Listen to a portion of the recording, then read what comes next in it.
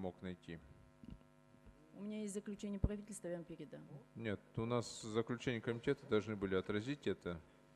А так, конечно, и у меня оно может быть, но в целом вот здесь в документах должны были написать позицию правительства.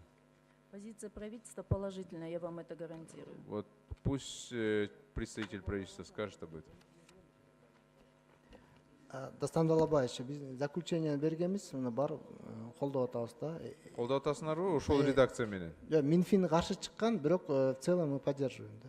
Так, выпадение канча болот, ошону айтсаңызчы анда. Выпадение 6 ишкана боюнча эң ири пестицид фабрикалар боюнча 32 миллион болот, а жалпы жолунан 52 миллион. 32 миллион?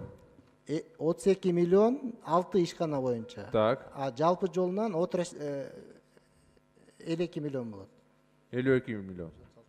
Анда айтсаңызчы, бул жерде будай боюнча болот атат да, туурабы маселе?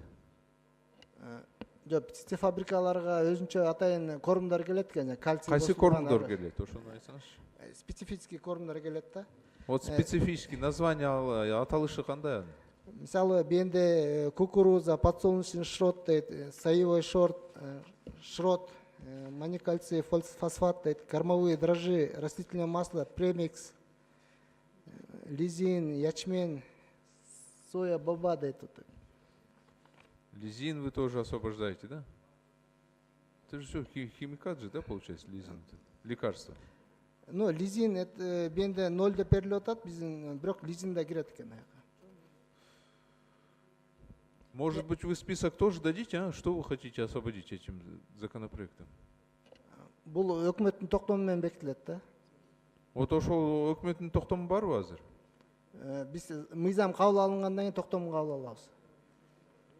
Азырынча тизме жокпу?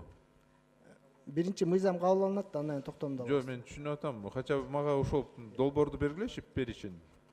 Список бар, корумдардын списоги бар.